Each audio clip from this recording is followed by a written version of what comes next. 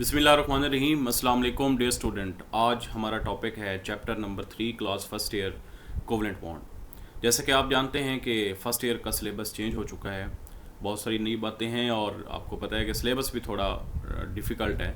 तो इसलिए आपको इस चैनल से केमिस्ट्री के हवाले से इंशाल्लाह अच्छा मटेरियल मिलेगा और आपको इजी टू अंडरस्टैंड कॉन्सेप्ट सीखने को मिलेंगे। तो इसलिए चैनल को सब्सक्राइब करेंगे। और आज हम बात करेंगे कोवलेंट बॉन्ड पे। जैसे कि लास्ट टाइम हमने बात की थी कि आयनिक बॉन्ड क्या होता है। तो आयनिक बॉन्ड के बारे में मैंने बताया कि एक ऐसा बॉन्ड जो कि ट्रांसफ़र ऑफ इलेक्ट्रॉन की वजह से बनता है, उसको हम बोलते हैं आयनिक बॉन्ड। तो कोवलेंट बॉन्ड क्या होता है कि एक ऐसा बॉन्ड जो कि म्यूचुअल शेयरिंग ऑफ इलेक्ट्रॉन की वजह से बनता है, ऐसे बॉन्ड को हम कोवलेंट बॉन्ड का नाम देते हैं। तो इसको हम कैसे डिफाइन करेंगे कि the bond which is found by the bond which is found by which is formed by mutual sharing of electron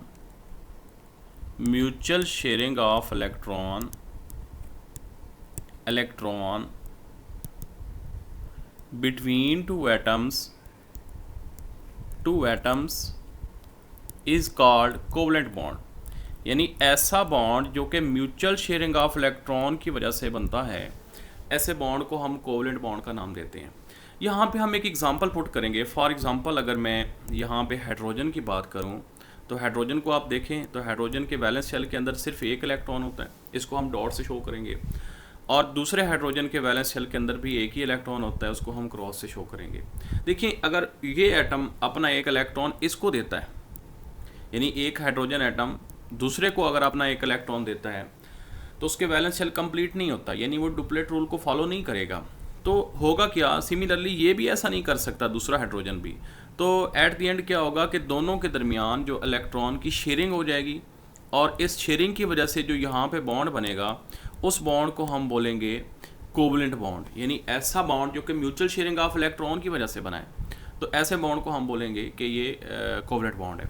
similarly एक और एग्जांपल यहाँ पे पुट करते हैं। मेरे पास क्लोरीन एटम है।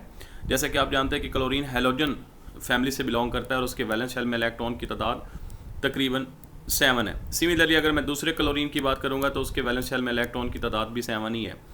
तो ये क्या करेंगे, अब यहाँ पे एक क्लोरीन दूसरे क्लोरीन को इलेक्ट्रॉन ट्रांसफ़र नहीं कर सकता। क्यों नहीं कर सकता? चूँकि इसको सिर्फ और सिर्फ एक इलेक्ट्रॉन की ज़रूरत है। अगर ये अपना एक इलेक्ट्रॉन भी ट्रांसफ़र कर देगा तो उसके वैलेंस शेल में 8 इलेक्ट्रॉन पूरे नहीं होंगे। तो ये क्या करेगा, ये अपने इलेक्ट्रॉन को यहाँ पे शेयर कर लेंगे। तो इनकी शेयरिंग की वजह से ये जो हमारे पास बॉन्ड आपको नज़र आ रहा है, इस बॉन्ड को हम बोलेंगे कि this is known as covalent bond. तो कोवलेंट बॉन्ड एक ऐसा बॉन्ड होता है जो कि म्यूचुअल शेयरिंग ऑफ इलेक्ट्रॉन की वजह से बनता है, ऐसे बॉन्ड को हम कोवलेंट बॉन्ड का नाम देते हैं। तो इसमें थोड़ा सा हम आगे जाएंगे कि ये जो हमारे पास कोवलेंट बॉन्ड है इसकी टाइप्स कौन सी हैं, इसकी टाइप्स पे हम बात करेंगे। तो इसकी टाइप में सबसे पहले हम देखते हैं कि इसकी कौन कौन सी टाइप्स हैं। तो इसकी अगर मैं इलेक्ट्रोनेगेटिविटी की डिफरेंस की बेस पे देखूं तो इसकी दो टाइप्स बनती हैं on the basis of electronegativity difference. तो इसकी दो टाइप्स हम देखेंगे। एक को बोलते हैं पोलर कोवलेंट बॉन्ड और दूसरे को हम बोलते हैं कि नॉन पोलर कोवलेंट बॉन्ड। अब इन दोनों को हम देख लेते हैं वन बाय वन कि पोलर कोवलेंट बॉन्ड कौन सा होता है और हमारे पास नॉन पोलर कोवलेंट बॉन्ड कौन सा होता है। तो देखें, ऐसा बॉन्ड आमतौर पर ये कहा जाता है कि ऐसा बॉन्ड जो कि डिफरेंट एटम के दरमियान होता है, ऐसे बॉन्ड को हम पोलर कोवलेंट बॉन्ड का नाम देते हैं, बिटवीन डिफरेंट एटम्स। और ऐसा बॉन्ड जो कि सेम एटम्स के दरमियान होता है, ऐसे बॉन्ड को हम नॉन पोलर कोवलेंट बॉन्ड का नाम देते हैं। अब ज़रा यहाँ पे मैं एक एग्जांपल पुट करता हूँ। फॉर एग्जांपल अगर मैं यहाँ पे देखूँ तो H2 यानी हाइड्रोजन और हाइड्रोजन के दरमियान जो बॉन्ड है वो सेम एटम के दरमियान है, तो इसका मतलब है कि नॉन पोलर कोवलेंट बॉन्ड है। सिमिलरली Cl क्लोरीन के दरमियान जो बॉन्ड है ये भी नॉन पोलर कोवलेंट बॉन्ड है। अगर मैं यहाँ पे देखूँ F तो ये भी हमारे पास नॉन पोलर कोवलेंट बॉन्ड है। लेकिन यहीं पे अगर मैं डिफरेंट एटम के दरमियान देख लेता हूँ, जैसा कि HF, तो ये हमारे पास एक पोलर कोवलेंट बॉन्ड है। जैसा कि HCl, तो ये भी एक पोलर कोवलेंट बॉन्ड है। जैसा कि वाटर के दरमियान ये जो बॉन्ड आपको नज़र आ रहे हैं, ये भी हमारे पास पोलर कोवलेंट बॉन्ड है। तो क्या सिर्फ यही डिफरेंस काफ़ी है कि हम पोलर और नॉन पोलर कोवलेंट बॉन्ड को कैसे डिफरेंशिएट कर सकते हैं, नहीं, हम एक और डिफरेंस भी यहाँ पे देख लेते हैं कि अगर इलेक्ट्रोनेगेटिविटी का डिफरेंस, यानी दो एटम के दरमियान इलेक्ट्रोनेगेटिविटी का जो डिफरेंस है, अगर ये 0 पॉइंट यानी 0 से लेकर 0.4 तक हो तो हम कहेंगे कि ये नॉन पोलर कोवलेंट बॉन्ड है। सिमिलरली अगर ये जो डिफरेंस है ये 0.5 से लेकर 1.7 तक होगा तो ऐसे बॉन्ड को हम पोलर कोवलेंट बॉन्ड का नाम देते हैं। डिफरेंस कैसे चेक करते हैं? मसलन यहाँ पे मैं अगर बात करूँ तो हाइड्रोजन की इलेक्ट्रोनेगेटिविटी लेट्स सपोज कि ये 2.1 है और दूसरे की भी 2.1 है, तो 2.1 माइनस 2.1 आंसर कितना आएगा? 0 आएगा। तो इलेक्ट्रोनेगेटिविटी डिफरेंस 0 है, तो इसका मतलब है ये नॉन पोलर कोवलेंट बॉन्ड है। तो ये इलेक्ट्रोनेगेटिविटी डिफरेंस, यहाँ पे क्वेश्चन भी आ सकता है कि how can you define the polar and non covalent bond on the basis of electronegativity difference. तो आप यहाँ पे बता सकते हैं कि अगर इलेक्ट्रोनेगेटिविटी का डिफरेंस 0.5 से 1.7 तक होता है तो ऐसे हम उसको बोलेंगे कि ये हमारे पास पोलर कोवलेंट बॉन्ड है, और अगर ये 0 से लेकर 0.4 तक होता है तो ये हमारे पास नॉन पोलर कोवलेंट बॉन्ड होगा। ठीक है, अब यहाँ पे मैं थोड़ा सा और इस बात को एक्सप्लेन करता हूँ ताकि आपके सारे यहाँ पे डाउट क्लियर हो जाएं। बाज़ औक़ात ऐसे होता है कि हमारे पास जो बॉन्ड होता है, बॉन्ड तो पोलर होता है, लेकिन हमारे पास जो कंपाउंड होता है वो नॉन पोलर बन जाता है। ये एक नई बात है, ये बड़ी अहम बात है। मैं आपको आसान अल्फाज में समझाता हूँ कि बॉन्ड तो पोलर होता है, लेकिन हमारे पास जो कंपाउंड है वो नॉन पोलर होता है। मसलन मैं यहाँ पे एक एग्जांपल पुट करता हूँ।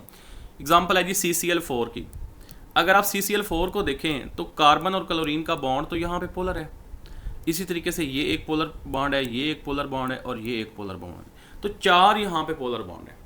लेकिन जो कंपाउंड है ओवरऑल CCl4 को अगर आप देखेंगे तो ये नॉन पोलर है। तो ये नॉन पोलर कैसे बन गया? तो बेसिकली होता ये है कि यहाँ पे जो चारों का जो अगर मैं डाइपोल मोमेंट देखूंगा तो ये चारों का डाइपोल मोमेंट एक दूसरे को कैंसल आउट कर देता है। ठीक है जी, तो ये जब कैंसल आउट करेगा तो इनका जो नेट डाइपोल मोमेंट है उसकी वैल्यू 0 आ जाएगी।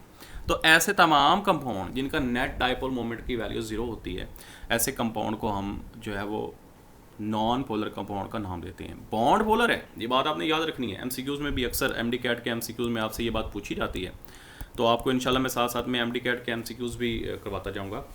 तो ये आपसे पूछा जाता है कि ये कंपाउंड पोलर है या नॉन पोलर है। अब यहाँ पे बच्चे गलती करते हैं। गलती क्या करते हैं? वो कहते हैं जी ये तो कार्बन और क्लोरीन के दरमियान बॉन्ड है तो लिहाजा ये तो पोलर होना चाहिए। नहीं, वो आपसे कंपाउंड पूछ रहा है, तो कंपाउंड नॉन पोलर है, लेकिन जो बॉन्ड है इसके दरमियान वो पोलर है। तो ये एक डिफरेंस था जो आपकी बुक में नहीं बताया गया, मैं आपको यहाँ पे डिस्कस कर रहा हूँ।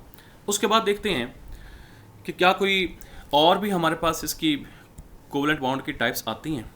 तो बिल्कुल जी, और टाइप्स भी हम यहाँ पे डिस्कस कर सकते हैं।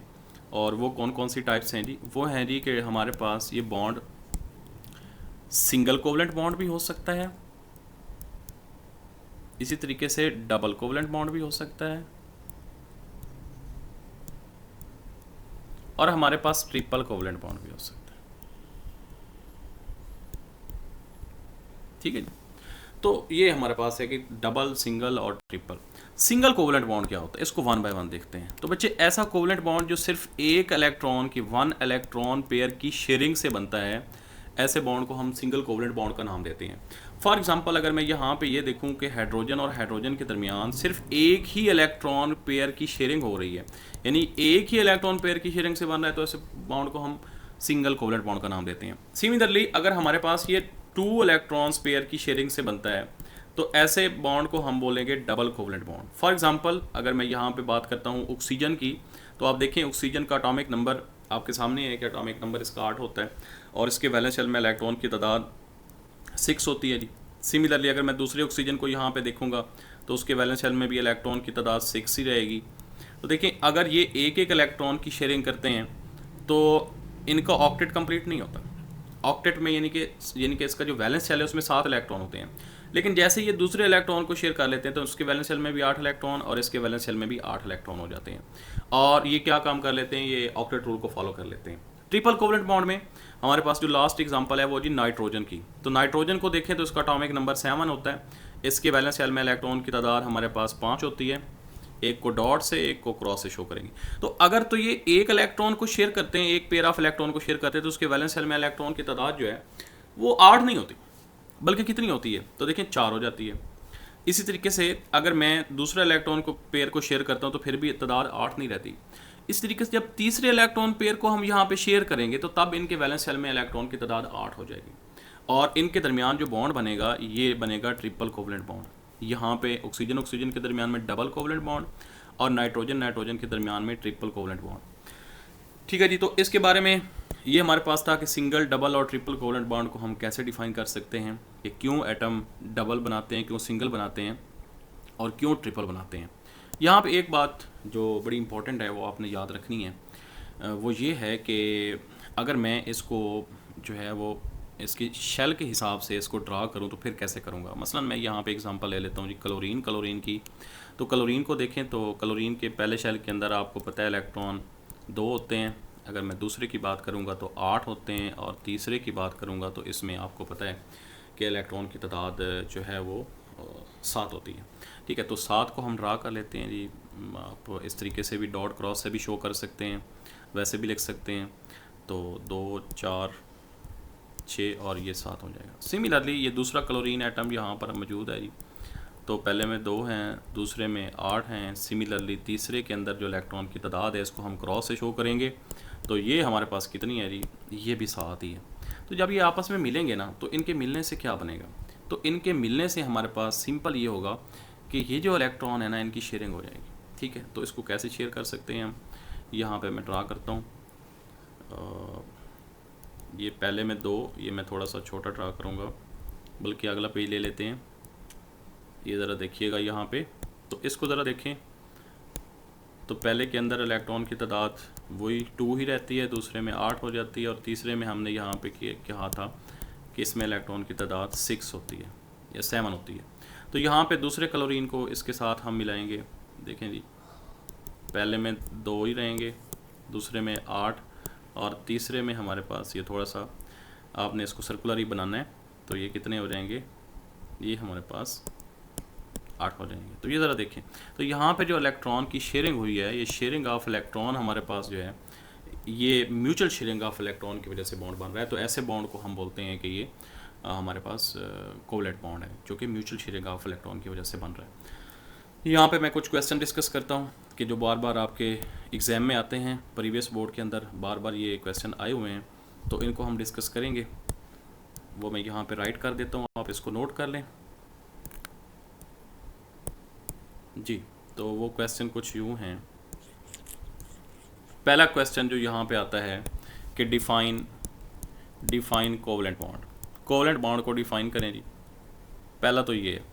दूसरा है जी कि explain polar and non polar covalent bond. इन दोनों को आप एक्सप्लेन करें जी। तीसरा सवाल कि why atoms form covalent bond, यानी आयनिक क्यों नहीं बनाते, कोवलेंट ही क्यों बनाते हैं, रीज़न क्या है। तो सिंपल रीज़न मैंने जैसे आपको बताई है। पहले तो ये देखें कि एटम बॉन्ड बनाते क्यों हैं। तो एटम बॉन्ड बनाने की रीज़न वही है जो हमने लास्ट टाइम आयनिक बॉन्ड के अंदर पढ़ी थी। अगर आपने आयनिक बॉन्ड को नहीं देखा तो आप यहाँ पे जाके देख सकते हैं आयनिक बॉन्ड वाले टॉपिक को, तो आपको मज़ीद डिटेल मिल जाएगी।